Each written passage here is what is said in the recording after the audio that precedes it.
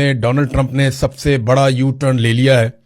Donald Trump ने कहा क्या? देखें, पहले डोनाल्ड ट्रंप ने यह कहा था कि 48 घंटे के अंदर अगर ईरान ने आबनाए हुर्मुज़ को नहीं खोला तो अमेरिका बहुत सारी एनर्जी साइट्स को तबाह कर देगा। ईरान की वो तनसीबात तबाह कर देगा जिसके ज़रिए से पूरे ईरान में बिजली, गैस इसकी फराहमी हो रही है और ये बहुत बड़ा नुकसान होगा। इसके नतीजे में ईरान ने भी वापस धमकी लगाई थी कि ईरान भी बड़ा शदीद नुकसान करेगा।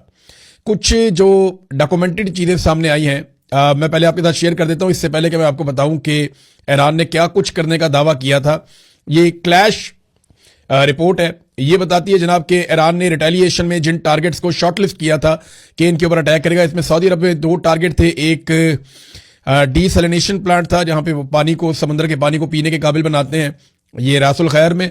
उसके अलावा पावर स्टेशन था और एक वाटर प्लांट था अल शुएबा में।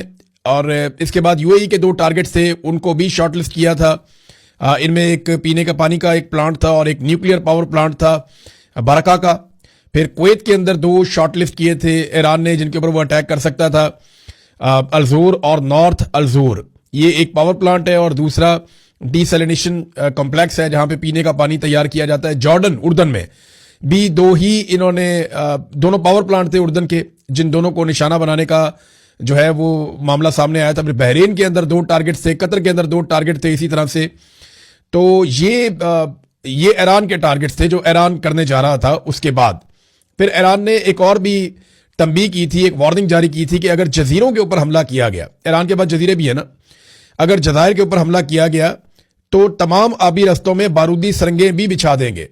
ईरान ने यह भी कहा था कि अगर जिस मुल्क से अटैक किया जाएगा जजीरों के ऊपर, उस मुल्क को उसकी कीमत चुकानी पड़ेगी।